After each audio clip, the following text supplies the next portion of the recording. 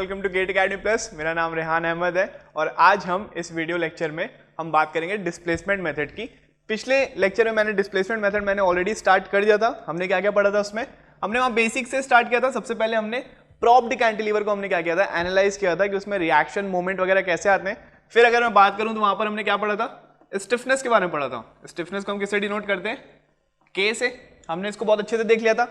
तीन टाइप के अलग अलग मैंने आपको बताया था कि अगर आपके पास फार एंड कैसा आपके पास फिक्स्ड है तो के की वैल्यू कैसे आएगी, फार एंड आपके पास हिंज्ड है तो के की वैल्यू कैसे आएगी, और फार एंड अगर फ्री है तो के की वैल्यू कैसे आएगी। ठीक है, तो यहां पर हमने स्टिफनेस के बारे में पढ़ा था। फिर उसके बाद हमने देखा था कैरी ओवर के बारे में, कैरी ओवर मोमेंट्स के वगैरह, कैरी ओवर मोमेंट्स के बारे में पढ़ा था हमने।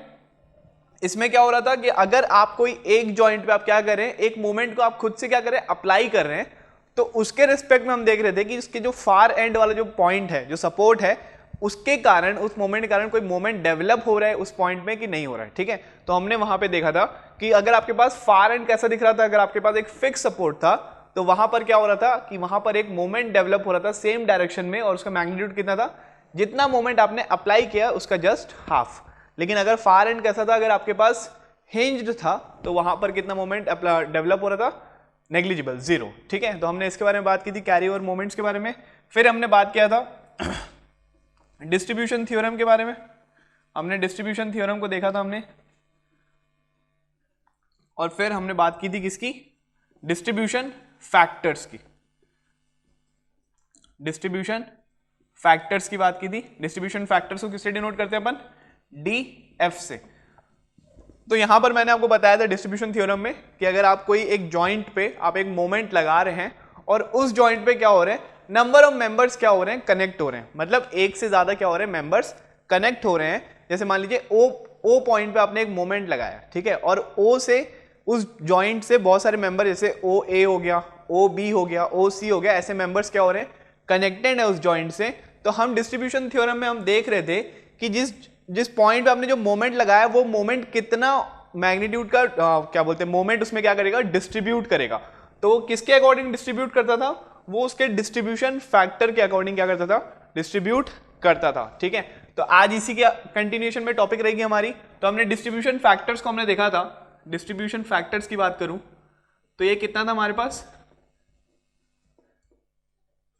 डिस्ट्रीब्यूशन फैक्टर डीएफ की अगर मैं बात करूं तो वैल्यू क्या होती है इसकी, के अपॉन समेशन के। के क्या है आपके पास, मेंबर के बारे में बात कर रहा है, और समेशन के क्या बात कर रहा है, उसके जॉइंट की स्टिफनेस के बारे में बात कर रहे हैं। तो ये क्या था आपके पास, डिस्ट्रीब्यूशन फैक्टर था। और अगर आप कोई भी एक जॉइंट पे, अगर आप कोई भी एक जॉइंट पे आप क्या लगा रहे थे, मोमेंट लगा रहे थे, ठीक है, एम नॉट का, तो हर एक मेंबर पे, जैसे मान लीजिए ये जो फर्स्ट मेंबर है, इसमें जो मोमेंट जो डिस्ट्रीब्यूट होगा वो किसके अकॉर्डिंग होगा, डिस्ट्रीब्यूशन फैक्टर ऑफ फर्स्ट वाले का इनटू क्या हो जाएगा आपके पास, जो टोटल आपने जो जॉइंट पे जो मोमेंट लगाया था। इसका मतलब क्या हो जाएगा, m1 क्या हो जाएगा आपके पास, मेंबर का स्टिफनेस, k1 अपॉन जॉइंट का स्टिफनेस। अब जॉइंट का स्टिफनेस क्या होता है, चारों का क्या करेंगे हम, स्टिफनेस को ऐड कर देंगे, इनटू क्या हो जाएगा आपके पास, m नॉट। तो यही जो k1 अपॉन समेशन k है, यही क्या है आपके पास, यही है आपके पास डिस्ट्रीब्यूशन फैक्टर। ठीक है, तो इससे रिलेटेड काफी सारे क्वेश्चन आते हैं, हमेशा आए हुए हैं। This one was m1। Similarly m2 के लिए भी क्या आ रहा था, k2 upon summation of k into am not. And similarly m3 के लिए क्या आएगा, k3 upon summation of k into am not and so on. ठीक है, और ये जो k अपॉन समेशन k क्या है, वही आपके पास क्या है, डिस्ट्रीब्यूशन फैक्टर। ठीक है, डिस्ट्रीब्यूशन फैक्टर बहुत ही ज्यादा इंपॉर्टेंट रोल प्ले करता है। जब आप मोमेंट डिस्ट्रीब्यूशन मेथड जब आप पढ़ेंगे, उसमें जब आप मोमेंट डिस्ट्रीब्यूशन टेबल बनाएंगे, तो आप जब मोमेंट को जब डिस्ट्रीब्यूट करेंगे, इस मोमेंट को अलग अलग मेंबर पे जब डिस्ट्रीब्यूट करेंगे, तो उसके लिए हर मेंबर का क्या निकालना पड़ेगा आपको, हर मेंबर का आपको डिस्ट्रीब्यूशन फैक्टर निकालना पड़ेगा। ठीक है, तो अगर मैं अभी बात करूं डिस्ट्रीब्यूशन फैक्टर की बात करूं, तो डायरेक्ट डिस्ट्रीब्यूशन फैक्टर से भी कॉम्पिटिटिव में काफी सारे क्वेश्चन आते हैं। तो अगर मैं एक क्वेश्चन लूं पुराना जो आईएएस में आया हुआ है, इसमें आपको बताया गया है, एक क्वेश्चन है आपके पास, इसमें आपको बोला गया है कि आपके पास एक फ्रेम है आपके पास, ठीक है, ये आपके पास क्या है, एक फ्रेम है। इसका कुछ मैग्नीट्यूड 10 किलो न्यूटन पर मीटर है। फ्लेक्सुरल रिजिडिटी इसकी आई है 2EI, इसकी है EI एंड इसकी अगेन है EI। ठीक है, लेंथ यहाँ पर बता दिया गया है कि ये वाला जो लेंथ है वो कितना है आपके पास 8 metre, this one is 6 metre and this one is also 6 metre. ठीक है, A, B, C and D, this one is also what 6 metre. Clear. अब आपको बोला गया कि यहां पर आप मुझे डिस्ट्रीब्यूशन फैक्टर बताइए, डिस्ट्रीब्यूशन फैक्टर कौन कौन से मेंबर का, आप बताइए मुझे B से A का एंड B से C का, B, A and B, C का आप क्या बताएंगे मुझे डिस्ट्रीब्यूशन फैक्टर बताएंगे। ये पहले इंजीनियरिंग सर्विसेज में क्वेश्चन आ चुका है और इस टाइप के क्वेश्चन आपको बहुत बार आपको देखने मिल जाएंगे, चाहे आप यूनिवर्सिटी लेवल का आप देखें, चाहे आप स्टेट लेवल का देखें, चाहे आप गेट में देखें, चाहे आप इंजीनियरिंग सर्विस देखें, कुछ भी देखें, डिस्ट्रीब्यूशन फैक्टर से क्वेश्चन आए हुए हैं। ठीक है, छोटे क्वेश्चन काफी अच्छे बनते हैं इससे। तो अगर मैं इसकी बात करूं, सबसे पहले मेंबर कौन सी ले रहा हूं मैं, B से A का मेंबर ले रहा हूं। डिस्ट्रीब्यूशन फैक्टर की अगर मैं बात करूंगा तो डिस्ट्रीब्यूशन फैक्टर का फॉर्मूला क्या होता है आपके पास, स्टिफनेस ऑफ द मेंबर। ठीक है, stiffness of the member upon joint stiffness. अब यहां पे जॉइंट कौन सा आपके पास जॉइंट कौन सा दिख रहा है, बी ए और बी सी को कनेक्ट करने के लिए जॉइंट कौन सा दिख रहा है आपको जॉइंट दिख रहा है बी, क्योंकि ये जो दो मेंबर हैं बी ए और बी सी दोनों कौन से पॉइंट से जॉइंट हुए हैं, वो जॉइंट हुए हैं पॉइंट बी से। तो जॉइंट स्टिफनेस हम किसके बारे में बात करेंगे, बी पॉइंट के बारे में बात करेंगे। तो समेशन ऑफ के क्या हो जाएगा आपके पास, समेशन के जो जॉइंट स्टिफनेस है वो इस मेंबर का स्टिफनेस प्लस इस मेंबर का भी स्टिफनेस हो जाएगा। समझ में आया। तो सबसे पहले अगर मैं बात करूं के ऑफ बी ए की बात करूं, मैं सबसे पहले के ऑफ बी से ए के बारे में बात कर रहा हूं, तो यहां पे तीन कंडीशन होते थे के निकालने के लिए, स्टिफनेस निकालने के लिए क्या क्या होते थे वो। सबसे पहला कंडीशन होता था कि अपन देखते थे फार एंड कैसा है, फार एंड आपके पास अगर फिक्स्ड है तो वैल्यू कितनी आती थी 4EI/L। अगर फार एंड आपके पास कैसा है हिंज्ड है तो वैल्यू कितनी आती थी 3EI/L। फार एंड आपके पास कैसा है फ्री है तो वैल्यू कितनी आती थी 0। ये मैंने प्रूफ करके ही बताया था, पूरा डायग्राम हमने स्लोप वगैरह निकाला था, हमने पहले इंट्रोडक्शन में पूरी डेफिनेशन पढ़ के हमने प्रूफ किया था इसको। तो यहां पर हम देखेंगे अगर मैं बी से ए निकाल रहा हूं तो बी का जो फार एंड है, मतलब कौन सा पॉइंट है वो ए पॉइंट, वो कैसा दिख रहा है आपको, बी का फार एंड आपको कैसा दिख रहा है, फिक्स दिख रहा है। तो यहां पर आपके पास जो वैल्यू आएगी वो कितनी आ जाएगी 4EI/L, और यहां पे L की वैल्यू कितनी है आपके पास 6 मीटर, तो वैल्यू कितनी हो जाएगी 4EI/6। सिमिलरली अगर मैं B से कहां देखूं, मैं K ऑफ B से C देखूंगा, ठीक है। तो अगर मैं K ऑफ B से C देख रहा हूं तो C का जो फार एंड जो आ रहा है वो कैसा दिख रहा है आपको, वो भी कैसा दिख रहा है फिक्स्ड। समझ में आ रहा है क्या। और अगर मैं इसका यहां पर अगर मैं इसका फ्री बॉडी डायग्राम बनाऊंगा इस पॉइंट पे, तो देखिए इस पॉइंट पे आपका मोमेंट जनरेट होगा और इस पॉइंट पे आपके पास एक फोर्स भी, एक रिएक्शन भी आएगा। तो आपके पास अगर इसका फ्री बॉडी डायग्राम बनाओगे सी पॉइंट का, तो सी पॉइंट में आपको देखोगे कि वहां पर आपके पास मोमेंट भी आ रहा है और फोर्स भी आ रही है। तो अगर आप फ्री बॉडी डायग्राम भी बनाओगे तो आप सी को भी कैसे मान सकते हो कि वो कैसा सपोर्ट है, एक फिक्स्ड सपोर्ट है। सपोर्ट क्यों बता रहा हूं मैं, क्योंकि वहां पर अगर आप इसको अलग अलग करोगे, यहां से अगर आप इसको एक सेक्शन कट करोगे, एफबीडी बनाओगे इसका, तो वहां पर आपके पास ऊपर आने वाली फोर्स और एक मोमेंट दोनों आएंगे। तो इसको भी आप कैसे कंसीडर कर सकते हो कि ये कैसा पॉइंट है आपके पास, फिक्स्ड पॉइंट है। बहुत इंपॉर्टेंट टर्म है ये वाला भी। तो BC भी अगर आपको फिक्स्ड मान लोगे तो आपके पास कितना आ जाएगा, ये 4EI/L। अब B से C की जो वैल्यू है वो कितनी हो जाएगी 4। EI की जगह यहां पर कितना दिया हुआ है 2EI, तो आप यहां पर चेंज कर लेना, वो कितना आ जाएगा आपके पास 4 × 2EI/ लेंथ कितना है आपके पास 8 मीटर, ठीक है। तो यहां पर मैं 4EI नहीं लिखूंगा, मैं यहां पर क्या लिखूंगा 4 × 2EI/L, ठीक है। तो आपके पास जो वैल्यू आएगी वो कौन सी आएगी आपके पास, ये वाली। तो इसकी वैल्यू कितनी आ रही है आपके पास EI। समझ में आया क्या। आप बस फ्लेक्सुरल रिजिडिटी देख लेना, हर मेंबर की EI दी हुई है कि कुछ और दी हुई है। सिमिलरली आप लेंथ भी देख लेना कि आपके पास जितना भी आपके पास लेंथ उसका स्पैन का दिया होगा उतना आप स्पैन का लेंथ लिख लेना, ठीक है। अब अगर मैं जॉइंट स्टिफनेस की बात करूंगा, अगर मैं जॉइंट स्टिफनेस की बात करूंगा समेशन ऑफ के, तो समेशन ऑफ के कितना आ जाएगा आपके पास K of BA plus K of BC। तो ये कितना हो जाएगा आपके पास 4 EI by 6 प्लस EI, तो ये कितना हो जाएगा आपके पास EI 2 by 3 प्लस 1, तो जॉइंट स्टिफनेस कितना आ जाएगा आपके पास 5 by 3 EI। क्लियर, तो ये आ गया आपके पास जॉइंट स्टिफनेस। अब अगर मैं बात करूं डिस्ट्रीब्यूशन फैक्टर किसकी, सबसे पहले अगर मैं BA के बारे में बताऊं, डिस्ट्रीब्यूशन फैक्टर किसका निकालना है मुझे, BA का निकालना है, तो फॉर्मूला क्या हो जाएगा K of BA upon summation of K, तो K ऑफ BA कितना है आपके पास 4 EI by 6 upon summation K कितना है आपके पास 5 by 3 EI। इसको सॉल्व करिएगा आप लोग, इसको आप लोग सॉल्व करिए, तो कितना आ जाएगा आपके पास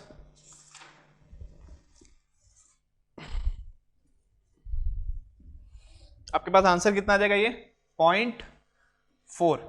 ठीक है, चेक करिएगा। दूसरा वाला अगर मैं डिस्ट्रीब्यूशन फैक्टर बात करूं किसकी, B से C की, तो फॉर्मूला क्या हो जाएगा इसका K ऑफ B से C upon summation of K, तो इसकी वैल्यू कितनी आ रही है K of B to C कितना है आपके पास EI अपॉन समेशन K कितना है आपके पास 5 by 3 EI, तो इसकी वैल्यू कितनी आ जाएगी आपके पास, इसकी वैल्यू आ जाएगी आपके पास 0.6। समझ में आया, तो आपके पास अगर मैं डिस्ट्रीब्यूशन फैक्टर BA और BC की बात करूं तो कितना आ रहा है ये 0.4 और 0.6। नॉर्मल है, आपको डिस्ट्रीब्यूशन फैक्टर का पता होना चाहिए, फॉर्मूला क्या होता है stiffness of the member upon joint stiffness. फिर अलग अलग मेंबर का आप निकाल लेना, जितने भी मेंबर दिए होंगे उसका आप क्या निकाल लेंगे, आप स्टिफनेस निकाल लेंगे, और सिमिलरली सबको ऐड कर दोगे, सारे मेंबर्स जितने कनेक्ट हो रहे हैं उस जॉइंट से, तो आपको क्या मिल जाएगा जॉइंट स्टिफनेस मिल जाएगा। फिर डिस्ट्रीब्यूशन फैक्टर निकालने के लिए इंडिविजुअल मेंबर, जिस मेंबर का आप निकाल रहे हो अपॉन क्या कर देना जॉइंट स्टिफनेस कर देना, तो आपको वैल्यू मिल जाएगी। ठीक है, एक और चीज कर सकते हैं, अगर आपके पास मान लीजिए यहां पर आपके पास कितने सिर्फ 2 ही मेंबर कनेक्टेड है, और समेशन ऑफ जो जॉइंट स्टिफनेस होता है समेशन ऑफ K वो हमेशा कितना हो जाएगा आपके पास सॉरी, यहां पर अगर मैं बात करूं तो समेशन ऑफ डिस्ट्रीब्यूशन फैक्टर की बात करूं, समेशन ऑफ डिस्ट्रीब्यूशन फैक्टर की बात करूं, सारे डिस्ट्रीब्यूशन फैक्टर को अगर आप ऐड कर दोगे उस जॉइंट के सारे मेंबर से, तो वैल्यू कितनी आती है, वो उसकी वैल्यू आती है 1। ठीक है, तो यहां पर मेंबर कितने कनेक्टेड है उस जॉइंट से, सिर्फ 2 ही मेंबर कनेक्टेड है BA और BC। तो अगर आप एक का अगर आप निकाल ले रहे हो तो दूसरे को आप क्या कर सकते हो 1 माइनस उस मेंबर को कर दोगे, तो दूसरा वाला भी आपके पास आ जाएगा। क्लियर है, चलिए नेक्स्ट क्वेश्चन अपन देखेंगे। इसमें आपके पास एक इस टाइप का एक स्ट्रक्चर है,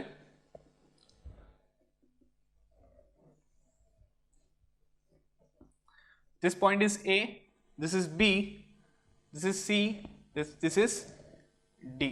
ठीक है, चलिए ये भी कोई पॉइंट है नहीं एक्चुअली में। यहां पर क्या लगा हुआ है, यहां पर एक लोड लगा हुआ है डाउनवर्ड, कितने का P मैग्नीट्यूड का, और सबकी लेंथ और जो फ्लेक्सुरल रिजिडिटी है वो कितनी है L और EI। ठीक है, क्वेश्चन में आपसे पूछा है कि moment developed at A is dash kilo newton metre.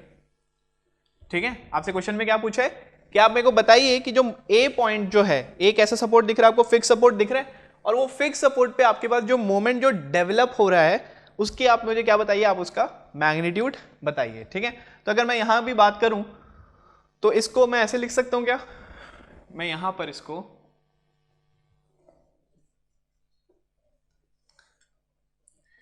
ये मेरा पॉइंट कौन सा था A, B, this is E and this is D, और ये वाला जो लोड है इसको मैं क्या कर रहा हूं, ये जो जॉइंट है E कैसा है, जॉइंट है, इसी से सारे मेंबर्स कनेक्टेड है, तो मैं क्या कर रहा हूं इस वाले लोड से मैं क्या कर रहा हूं, इस पॉइंट पे क्या कर रहा हूं मैं मोमेंट देख रहा हूं कितना डेवलप हो रहा है। तो यहां पे जो मोमेंट डेवलप होगा वो कितना डेवलप हो जाएगा, फोर्स इंटू परपेंडिकुलर डिस्टेंस, तो कितना आ जाएगा आपके पास P इंटू L का आपके पास क्या आ जाएगा, मोमेंट यहाँ पे डेवलप हो गया।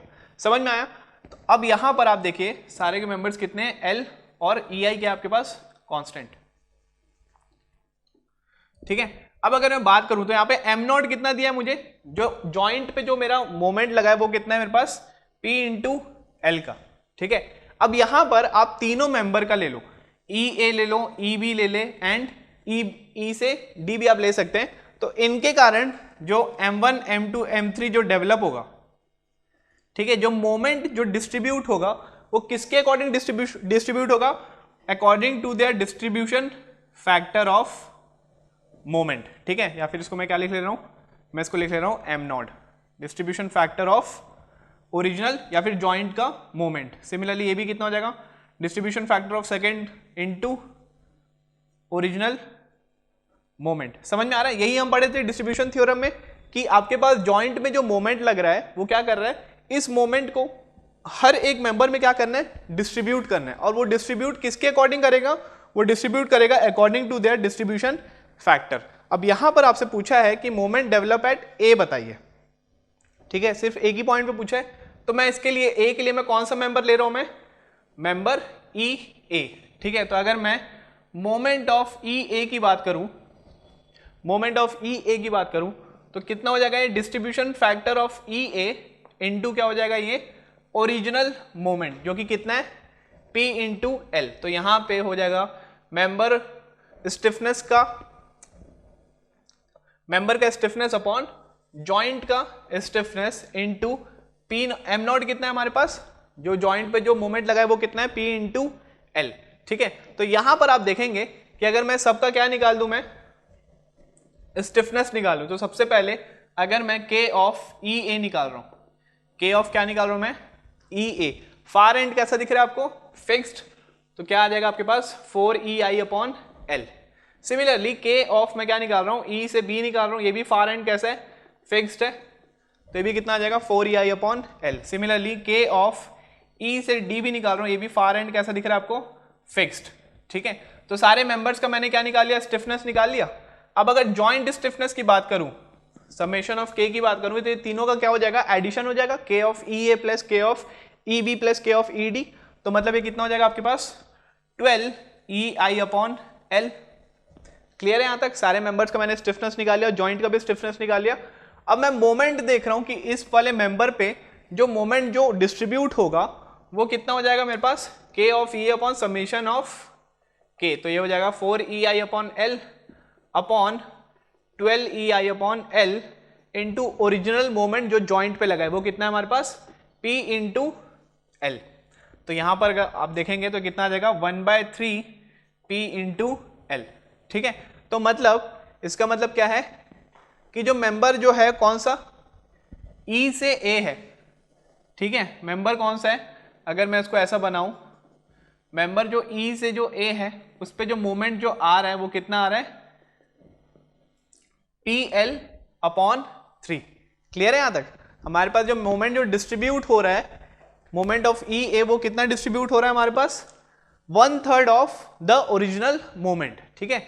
ओरिजिनल जॉइंट पे जो मोमेंट लगा था वो सिर्फ इस मेंबर पे कितना दे रहा है, वो 1/3 अपना मैग्नीट्यूड दे रहा है। तो यहां पर अगर मैं सिर्फ ई ए वाले कॉम्पोनेंट को अगर मैं बनाया तो यहां पर ये कितना आ जाएगा, PL अपॉन 3।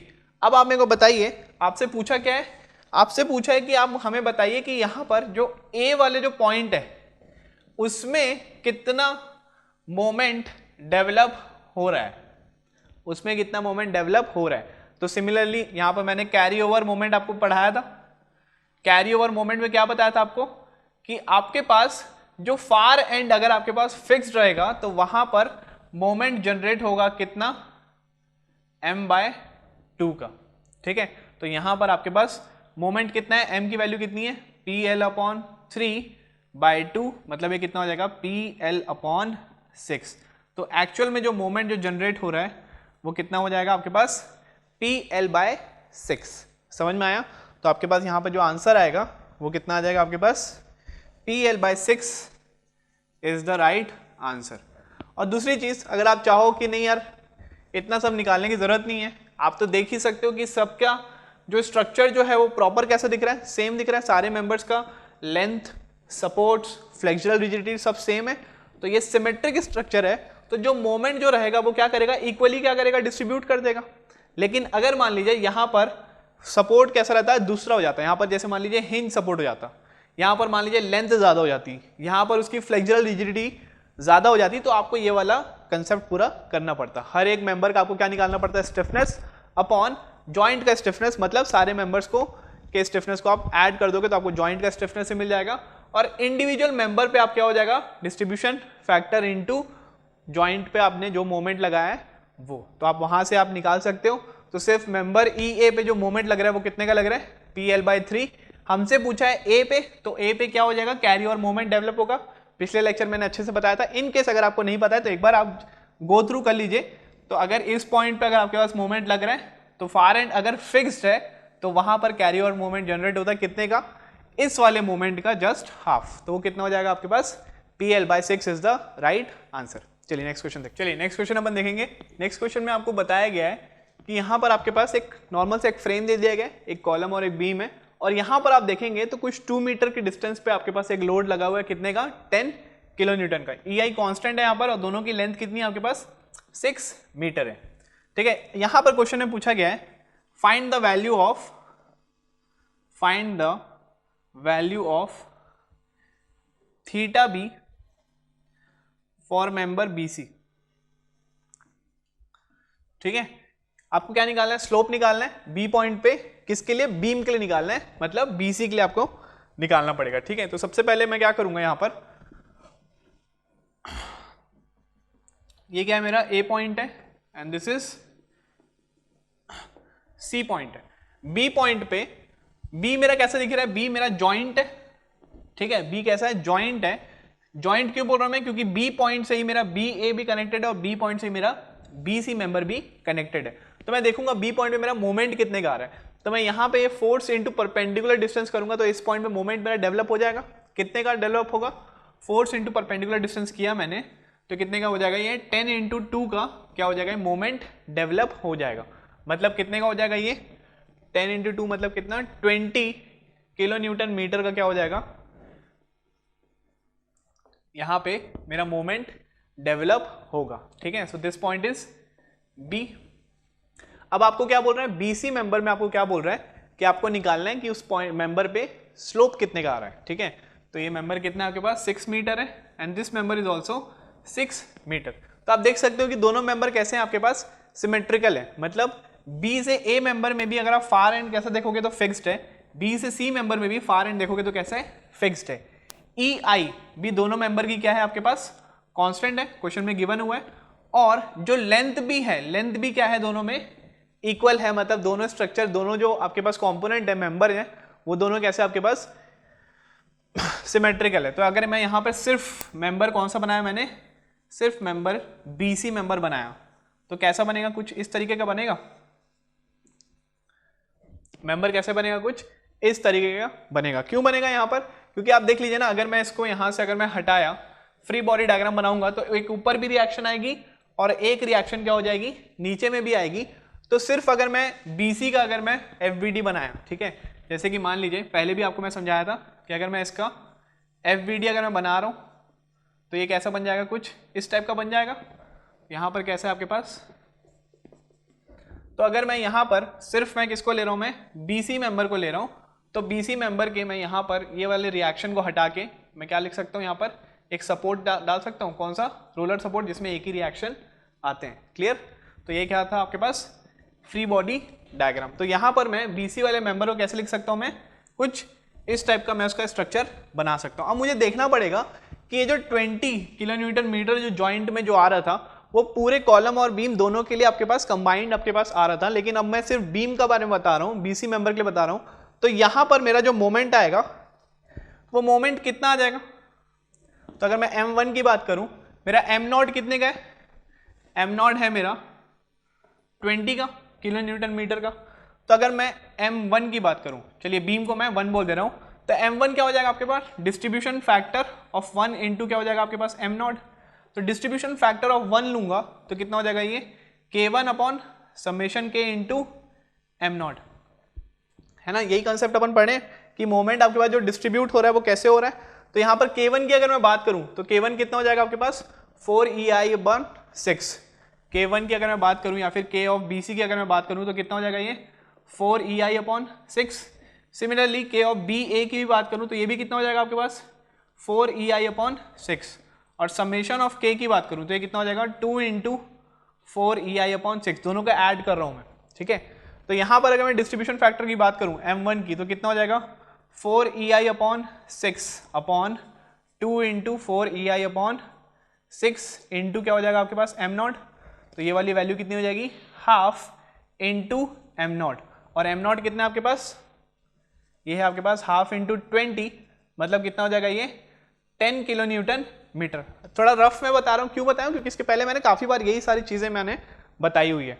तो आपके पास इंडिविजुअल मेंबर के लिए मोमेंट जो आ रहा है वो कितना आ रहा है, जस्ट उसका हाफ, और जस्ट उसका हाफ आना भी चाहिए, इतना करने की नीड नहीं है। क्यों नीड नहीं है, क्योंकि आप देख रहे हो दोनों आपके पास जो आपके पास मेंबर्स हैं वो दोनों कैसे हैं आपके पास सिमेट्रिकल है, EI भी कांस्टेंट है, लेंथ भी कांस्टेंट है, और सपोर्ट भी कैसा है सेम है। तो जो डिस्ट्रीब्यूट करेगा वो दोनों में कैसे डिस्ट्रीब्यूट करेगा, इक्वली क्या करेगा डिस्ट्रीब्यूट करेगा। तो मतलब जो 20 किलो न्यूटन मीटर था तो यहां पर भी कितना दे देगा वो 10 किलो न्यूटन मीटर बीम के लिए। सिमिलरली अगर वो कॉलम के लिए भी अगर डिस्ट्रीब्यूट करेगा तो भी कैसे करेगा, वो 10 किलो न्यूटन मीटर डिस्ट्रीब्यूट कर देगा। लेकिन अगर मान लीजिए यहां पर आपके पास फिक्स सपोर्ट नहीं होता, एक हिंज सपोर्ट होता, तब आपको क्या निकालना पड़ता, डिस्ट्रीब्यूशन फैक्टर निकालना पड़ता।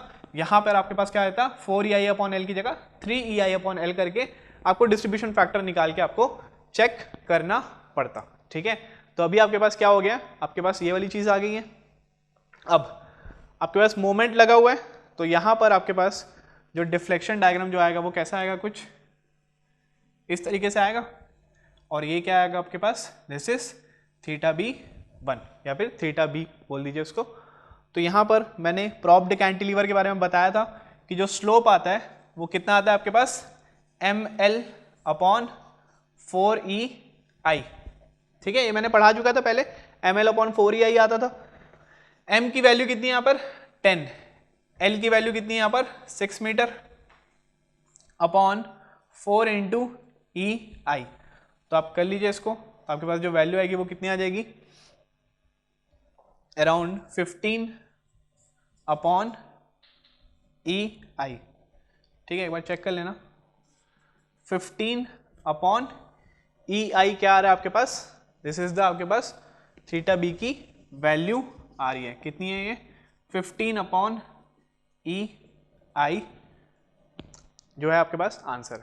ठीक है, नेक्स्ट अपन देखते हैं डिस्ट्रीब्यूशन फैक्टर। अभी हमने जैसे निकाला तो हमने क्या किया था, मेंबर के स्टिफनेस अपॉन जॉइंट के स्टिफनेस के रेशियो से हमने क्या निकाला था, डिस्ट्रीब्यूशन फैक्टर को हमने इजीली एनालाइज कर लिया था। नेक्स्ट अपन देखते हैं डिस्ट्रीब्यूशन फैक्टर को हम रिलेटिव स्टिफनेस के थ्रू भी हम क्या कर सकते हैं, निकाल सकते हैं। अब आप पूछेंगे रिलेटिव स्टिफनेस क्या होता है, तो बता देता हूं मैं आपको रिलेटिव स्टिफनेस। ठीक है,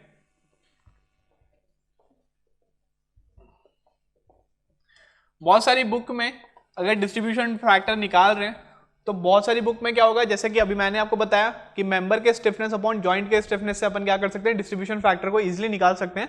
काफी सारे जो लोग होते हैं, काफी सारे ऑथर्स के जो बुक्स वगैरह रहेंगी उसमें जो टेबल्स वगैरह जो बनाएंगे जिसमें हम डिस्ट्रीब्यूशन फैक्टर जो हम एनालाइज करेंगे वो किसके हेल्प से करते हैं, वो रिलेटिव स्टिफनेस के हेल्प से उन लोग डिस्ट्रीब्यूशन फैक्टर को निकालते हैं। तो ये भी सिंपल है। तो रिलेटिव स्टिफनेस अगर मैं RS की बात करूं तो रिलेटिव स्टिफनेस का सिंपल सा फॉर्मूला हो जाता है मेंबर के स्टिफनेस अपॉन 4E। ठीक है, बहुत आसान सा इसका फॉर्मूला है। RS का फॉर्मूला क्या है आपके पास, K अपॉन 4E। K क्या है आपके पास, किसी भी मेंबर का क्या हो जाएगा, स्टिफनेस हो जाएगा। ठीक है, तो अगर मैं केसेस की बात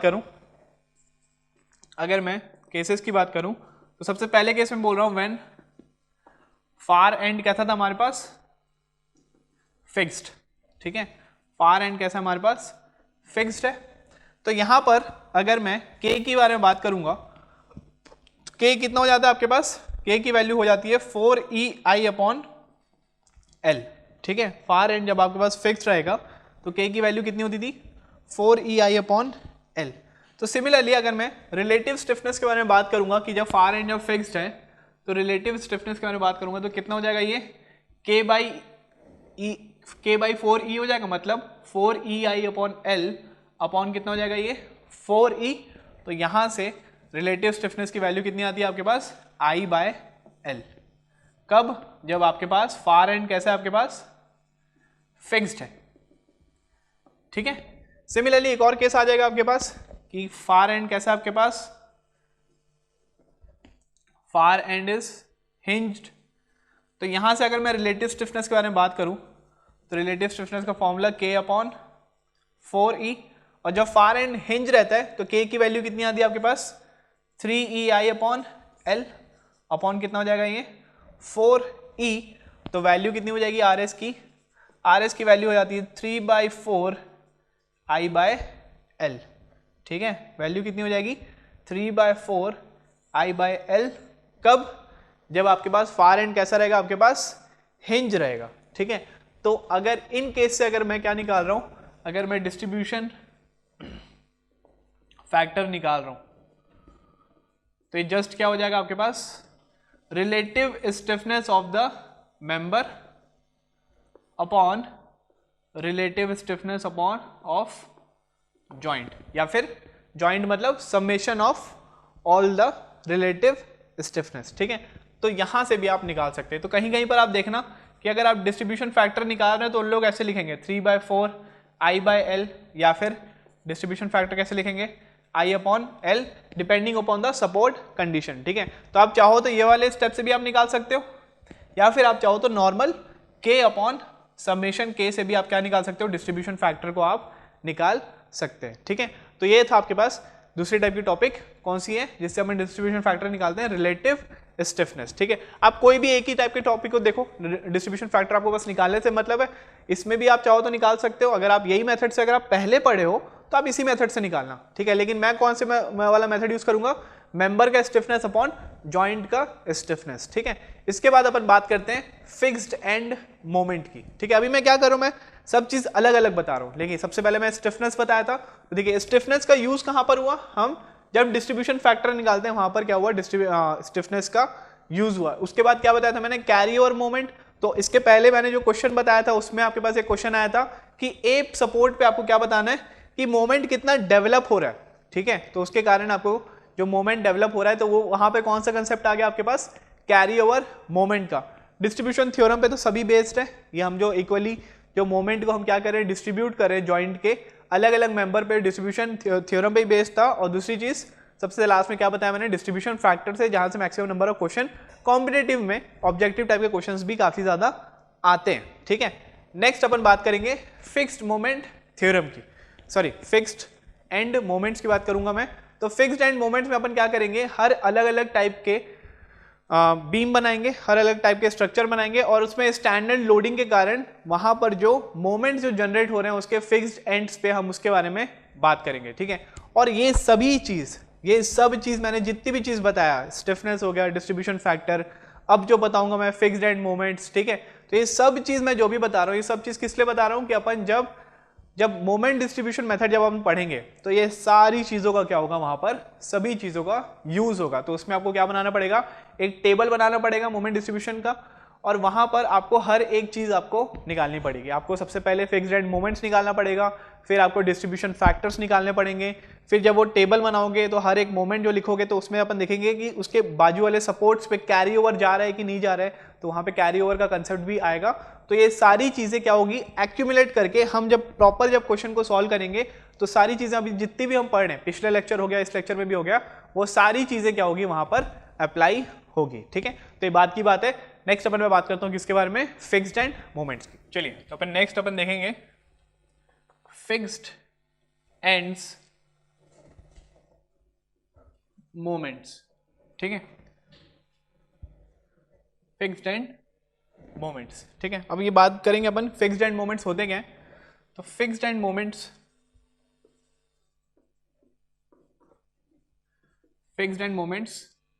developed at the fixed supports due to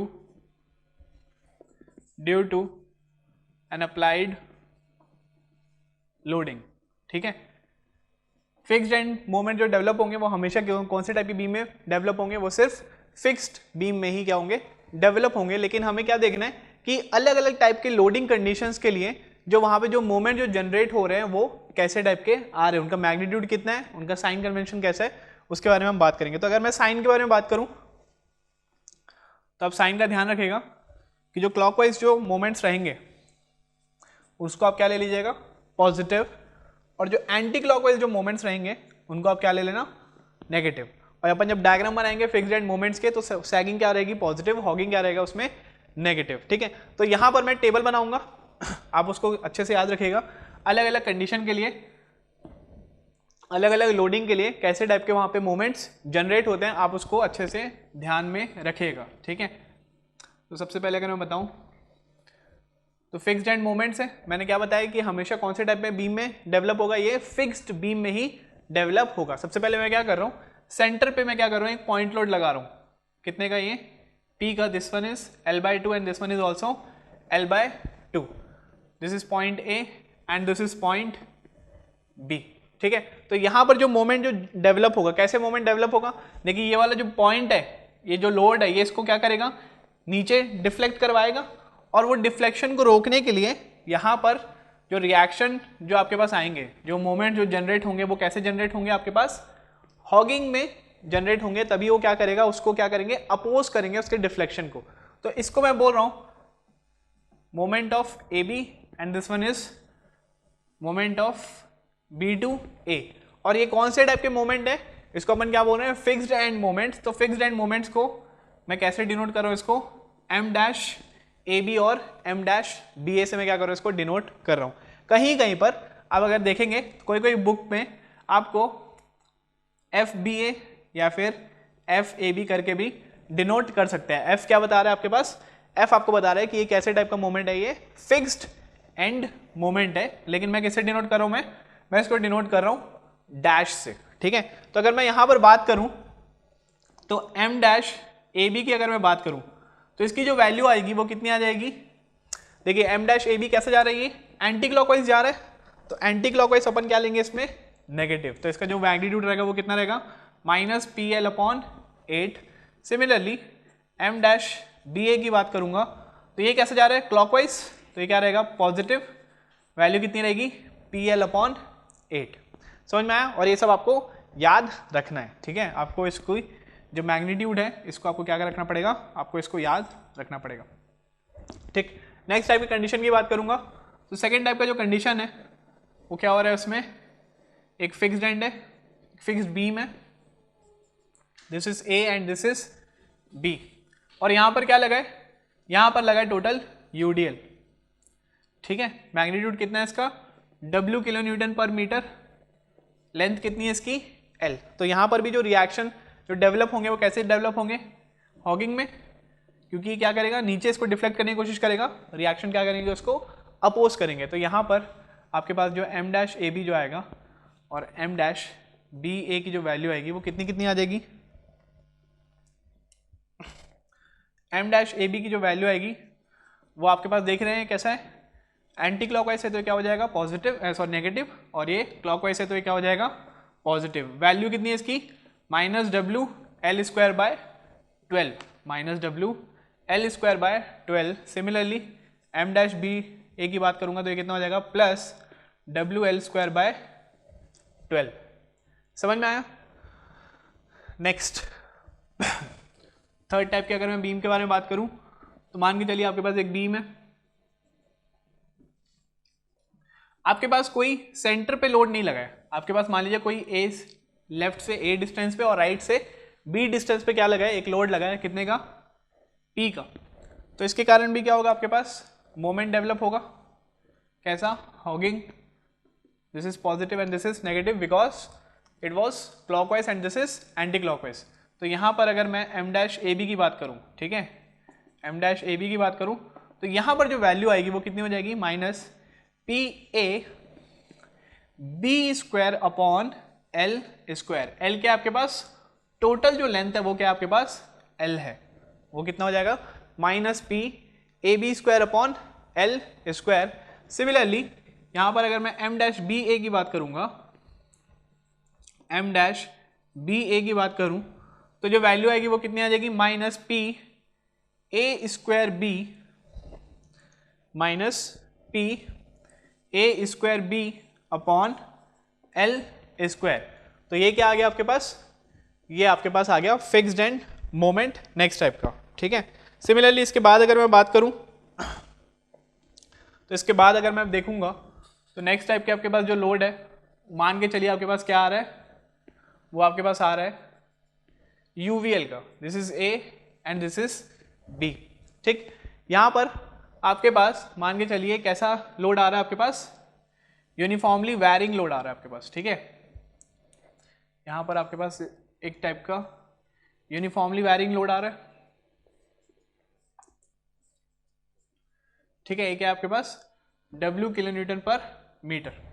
तो यहां पर आपके पास जो मोमेंट्स जो जनरेट होंगे, this is negative and this is positive, this is m dash B A and this is m dash A B. तो यहां पर आपके पास जो फिक्स्ड एंड मोमेंट जो जनरेट हो रहे हैं उसकी वैल्यू कितनी आएगी, इसकी वैल्यू आ जाएगी आपके पास minus WL square by 30, minus WL square by 30, और इसकी कितनी आ जाएगी प्लस WL स्क्वायर अपॉन 20।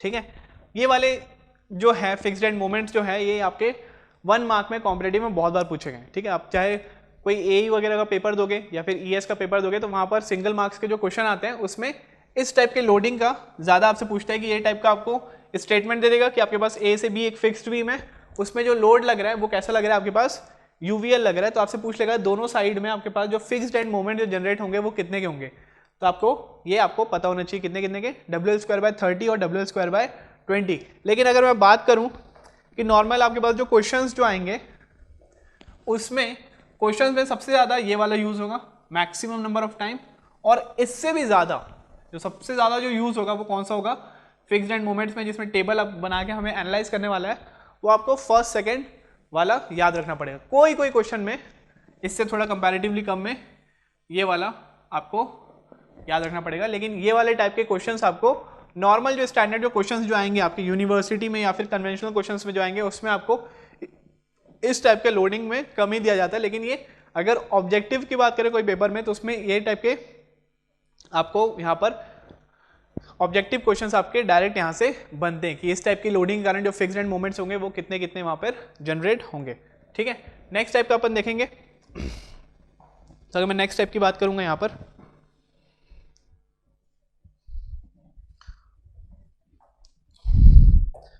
तो नेक्स्ट टाइप के सपोर्ट कैसा है आपके पास ट्रायंगुलर लोडिंग है। ठीक है, कुछ इस टाइप की लोडिंग है।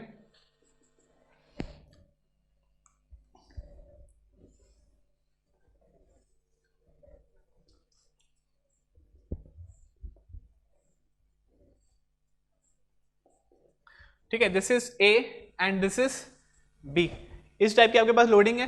तो यहां पर आपके पास जो मोमेंट्स जो डेवलप होंगे, this is M dash A B and this is M dash B A, this is minus and this one is plus. तो यहां पर आपके पास जो मोमेंट जो डेवलप होंगे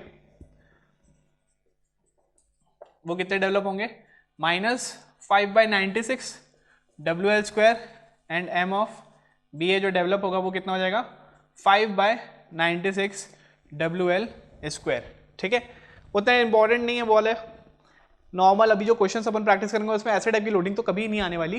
जो लोडिंग जो आएगी वो फर्स्ट सेकंड थर्ड आएगी, और या फिर हो सकता है एक आध कपल में भी लोडिंग आ सकती है, तो उसको भी मैं आपको दिखाता हूँ। अभी नेक्स्ट अपन देखेंगे, अगेन एक फिक्स्ड बीम है और यहाँ पर उसके सेंटर तक क्या लगा है आपके पास एक यूडीएल लगा हुआ है।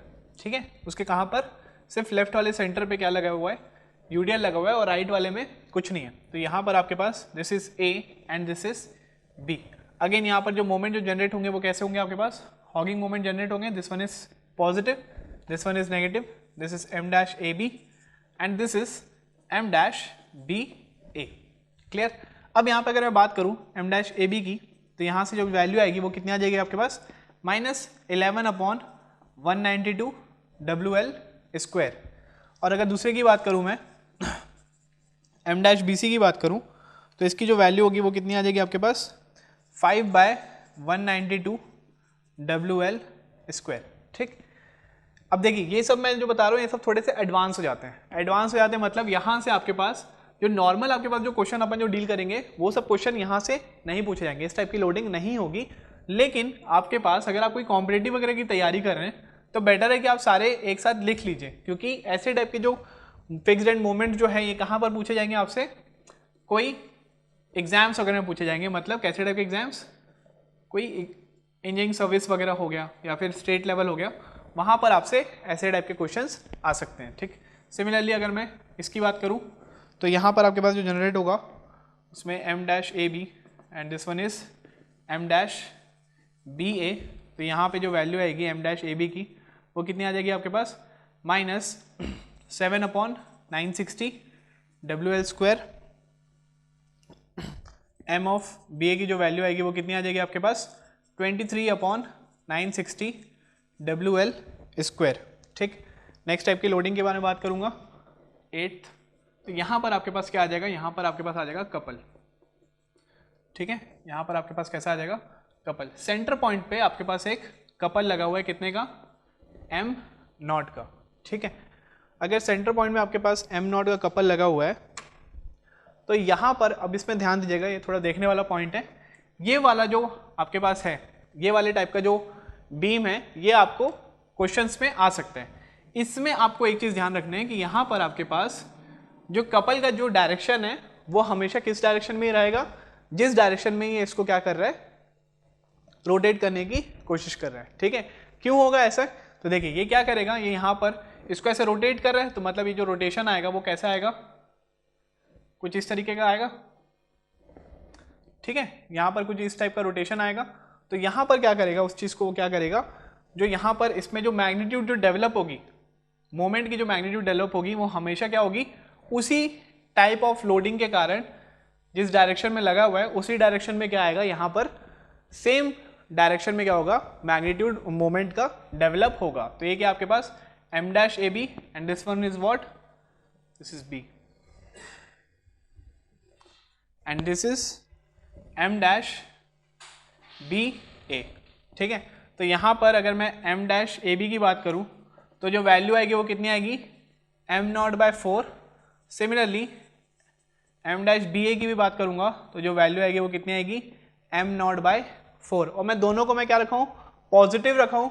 क्यों रखा हूँ, क्योंकि ये भी कैसा है क्लॉकवाइज पॉजिटिव है and this one is also clockwise, ये भी क्या आ रहा है आपके पास पॉजिटिव वैल्यू आ रही है। और ये थोड़ा सा इंपॉर्टेंट है, ये आपको देखने को मिल सकता है बहुत बार। ठीक है, तो जहाँ पे मैं स्टार लगा रहा हूँ इसका मतलब क्या है कि वो वाले जो आपके पास फिक्स्ड एंड मोमेंट्स है उसको आप याद रखना, वो वाले टाइप के क्वेश्चंस आपको मिल सकते हैं। ठीक है, सॉल्व करने के लिए। नेक्स्ट अगर मैं बात करूँ 9th, तो यहाँ पर क्या हो रहा है आपके पास, अगेन एक मोमेंट लग रहा है, लेकिन अब क्या लग रहा है, वो इस पॉइंट पे जैसे क्या लग रहा था, वो सेंटर पे लग रहा था। ठीक है, मतलब ये कितने पे लग रहा है L/2 and this is also L/2। लेकिन यहाँ पर मान के चलिए वो क्या लग रहा है, सेंटर पे नहीं लग रहा है, वो किस डिस्टेंस पे लग रहा है, this is A distance and this is B distance. तो यहाँ की अगर मैं बात करूंगा, मान लीजिए this one is A point and this one is B point, तो जो रोटेशन जो डेवलप होगा वो कैसा डेवलप होगा, अगेन सेम डायरेक्शन पे, अगेन कैसे डायरेक्शन पे होगा, वो सेम डायरेक्शन पे होगा। This is m-AB and this is m-BA। तो यहाँ पर आपके पास जो मोमेंट जो डेवलप होगा AB का वो कितना हो जाएगा आपके पास m0B 3a-L/L²। ठीक है, आपको इसको बहुत अच्छे से ध्यान रखना है, ऐसे टाइप का क्वेश्चन एक बार गेट में देखने को मिला था। ठीक है, सिमिलरली m-BA की बारे में बात करूंगा तो यहाँ पर इसका जो वैल्यू हो जाएगा वो कितना हो जाएगा m0A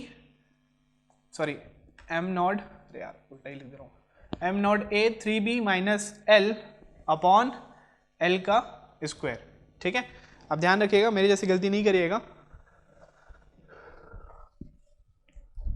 तो यहाँ पर आपके पास AB अगर आप लिख रहे हैं तो वो कितना हो जाएगा आपके पास m0 इंटू B 3a-L, और BA के बारे में लिखेंगे तो कितना हो जाएगा m0 इंटू A 3b-L/L²। ठीक है, तो ये सब क्या हो गए, ये सब मैंने जितने भी बताया, ये सब क्या है आपके पास फिक्स्ड एंड मोमेंट्स है। और वो फिक्स्ड एंड मोमेंट्स कहाँ पे जनरेट हो रहे हैं, अलग अलग लोडिंग टाइप में आप देख सकते होंगे, अलग अलग लोडिंग में अलग अलग टाइप के यहाँ पर क्या हो रहे हैं, मोमेंट जनरेट हो रहे हैं। इसमें इंपॉर्टेंट चीज लास्ट के 2 केस में याद रखना कि जिस डायरेक्शन में आपके पास क्या लगा है, मोमेंट जो लगा हुआ है अप्लाइड जो है, उसी डायरेक्शन में क्या होगा आपके पास जो रिएक्शन ऑफ मोमेंट जो रहेगा वो डेवलप होगा, वो भी उसी डायरेक्शन में क्या होगा डेवलप होगा। समझ में आया? तो दोनों यहाँ पर देखिएगा, यहाँ पर मैं हमेशा जैसे माइनस प्लस लिखता था बाकी सारे केसेस में, लेकिन यहाँ पर दोनों कैसे हैं आपके पास पॉजिटिव और पॉजिटिव है। गलती से आप क्या कर देना, उसको माइनस और प्लस मत कर देना। यहाँ पर सारे आप हॉगिंग पढ़ रहे थे तो यहाँ पर भी हॉगिंग मत लगा देना। और जो पे स्टार मैंने मार्क किया है वो को तो मिनिमम आपको याद करना ही पड़ेगा। इन केस अगर आप ये सब याद नहीं भी कर रहे हो, क्योंकि ये सब कब आएंगे, अगर आप कोई कॉम्पिटेटिव एग्जाम्स में प्रिपेयर कर रहे हैं तो अगर वहाँ पर अगर आप अपीयर करेंगे तो उससे पहले इसको भी थोड़ा सा मगअप कर लीजिएगा। यहाँ से भी क्वेश्चंस आए हुए हैं काफ़ी बार, ठीक है।